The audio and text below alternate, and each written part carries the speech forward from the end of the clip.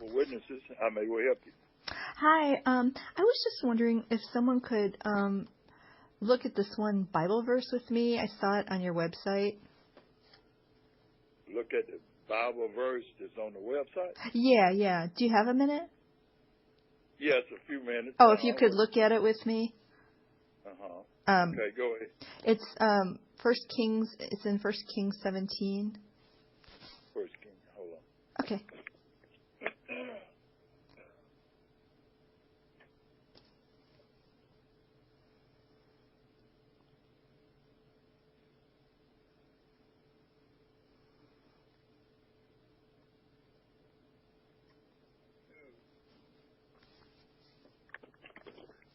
Yes, I was a little busy this morning, but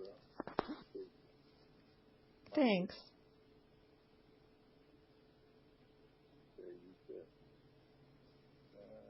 Now I'm looking at the King James, which you have on your website. So. Okay. Oh, you looking at the King James? Yeah, it's on your website. Yeah. Okay. Could you give me a name who you would like a sister to come and talk to you? Oh no, I don't live close enough to there, but I just wanted to call and see what, get some insight on this. First King 17.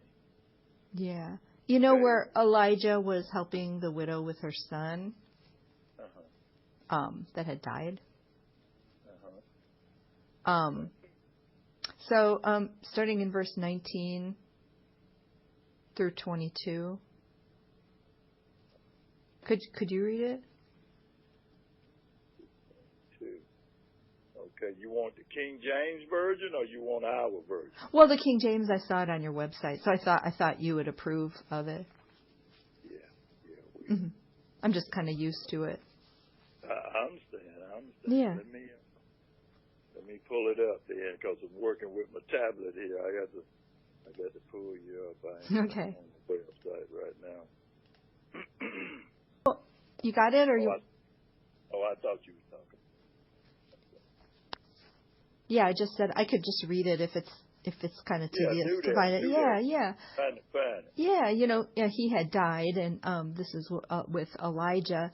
It says, and he said unto her, Give me thy son. And he took him out of her bosom and carried him up into a loft where he abode and laid him upon his own bed. And he cried unto Jehovah and said, Jehovah my God, hast thou also brought evil on the widow with whom I sojourn by slaying her son? And he stretched himself upon the child 3 times and cried unto Jehovah and said, O Jehovah my God, I pray thee, let this child's soul come into him again. And Jehovah heard the voice of Elijah, and the soul of the child came into him again, and he revived. So I was just also reading something on your website that the soul always means the whole person. And I just wondered what you thought about this. About the soul? Yeah. Yeah. This seems to, say something different. Okay. Let me, hold on just 1 minute. Let me give you a number here, because my head is all over the place right now. Oh, yeah. And, I know how it is. I know a sister that you can call right now. Let me give you this number. Oh, okay. Well, what do you have a quick thought on it? Yeah, well, the soul, read that again to me when you was talking about the soul. And he stretched himself. And you said First King what now? 17, starting in 19. But the part I was noticing was where it says, and he stretched himself upon the child 3 times and cried unto Jehovah and said, O Jehovah my God, I pray thee, let this child's soul come into him again. And Jehovah heard the voice of Elijah, and the soul of the child came into him again, and he revived. And he revived? Mm-hmm. That's what you said? That's what King James says, yeah. Okay, that don't, because it was saying here, starting at 19, that's where you was reading that. Right. Okay, because because it says here, but he said to her, give me your son. Uh-huh. Then he took him from her bosom and carried him up to the roof chamber where he was dwelling, and laid him upon his own crutch. And he began calling to Jehovah and saying, O Jehovah, my God, is it also upon the widow with whom I am residing as an alien that you must bring injustice by putting her son to death? And he proceeded to stretch himself upon the child 3 times and called to Jehovah, saying, O Jehovah, my God, please cause the soul of this child to come back within him.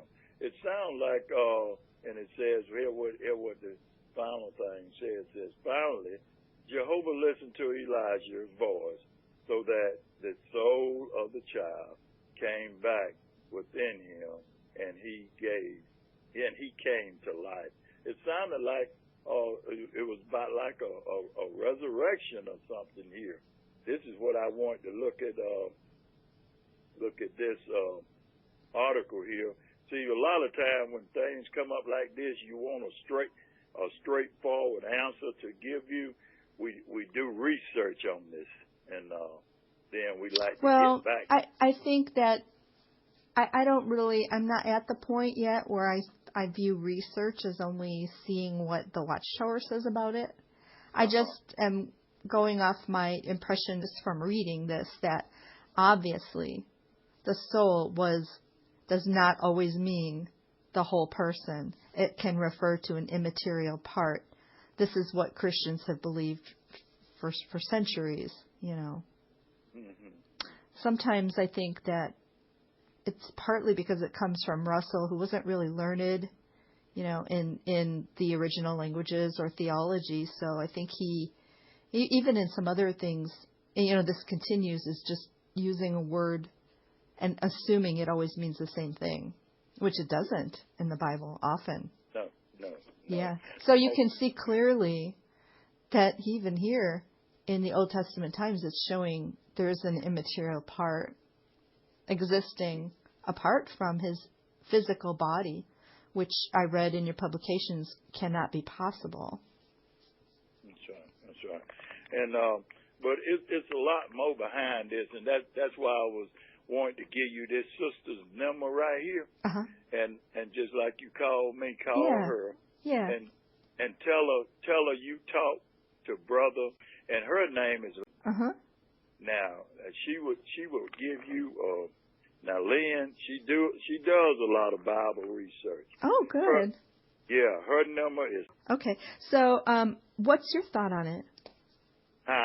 Well, my thought, I tell you, it sounds like he put the breath of life back in this person. Yeah. It sounds like this person was on his dying bed or something, and he resurrected him or something. That's what it sounds like to me, because it said he put the soul back in him. Yeah. So we can clearly see that,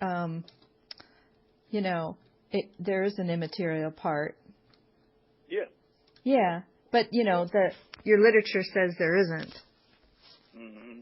So that's pretty interesting, isn't it? Yeah, it is. That's right. Like I said, it can be confusing, because, like they said, the soul that is sinning, it itself dies. That is in Ecclesiastes. I mean, that is in Ezekiel 18:4. Yeah. They said that the soul that is sinning is died. Some things mean others, but the way it's looking right here, without me looking at it, but as the literature says that it dies, then that's what it says. But I just have to, that's why I wanted you to talk to this sister, because I know she does a lot of research. Yeah. And one thing about we as Jehovah's people, when we somebody asks us a question all at once, like you did this morning, I like to do my research. Oh, good. And answer you, because I don't want to give you nothing is not true. Yeah, yeah. That's Jesus said that do not be afraid of those who kill the body but cannot kill the soul. Rather be afraid of the one who can destroy both body and soul in hell. Now that's interesting too, because he's clearly also making a distinction there. That's Matthew chapter 10. And if soul just always meant your whole self, that's not in line with that. Yeah, but so I have to go with what Jesus said, because with the theology of a soul being just your whole self, that doesn't make any sense at all. Mm-hmm. But like I said, before I give any answer to it, I like to do my research. Yeah, but they want you to just do that so they can explain it away, and you won't remember what the Scripture says clearly. It's not really difficult to see that in this passage, is it? Well, it is in a way, because like you said from the beginning, one thing means something else in a Bible act, because I guarantee what you was reading this morning, you done researched it and you done looked at it, and that's why you got the question that you asked. No, I just got the question from reading that in the Bible. But, do you know that they have sometimes said in their literature that you can't understand the Bible apart from them? Mm-hmm. Did you know that? No, I didn't know that. Yeah. But I do like to do my research before I give people answers, because even when we go to the doors and we talk to different people, everybody got their own belief. They do. Yeah. And we like to tell people from jump, we don't claim to know everything, and anything that a person questions, we like to be able to get him the answer from the Bible, scripture by scripture, because like this scripture here you read, it's the most scriptures that harmonize with that scripture that will bring it clearer and clearer to you. Isn't that a curious thing for them to say, though? I mean, it's kind of it seems pretty extreme to me that God wasn't using the Bible at all until they came along, because they didn't really exist till the late 1800s. And it kind of it serves. Oh God, what you said Ian? Well, they're saying no one can understand the Bible apart from the Watchtower organization. Would you like me to find that quote for you? Yeah, but you were saying that God didn't exist until. No. That he couldn't be using the Bible because they didn't exist before the late 1800s. Well, no. Like I said, quote me that. Call this sister here that I'm telling you, because, like I said, we got a special brother here this week, and I was dealing with a lot of different things, and I was just being encouraged by talking. Oh yeah, you're so nice. I really appreciate it. Let me just give you that one. I want to give you the reference for that one quote, so you can look at it. Give it. Hold on. Okay, I'll just take 1 second. Okay. Whoa, I hear that.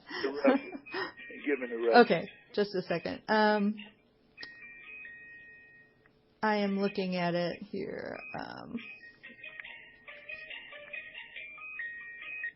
see. Hey, hold on just a minute. Okay. I'll be with. No, I'm talking to this person. Oh, okay.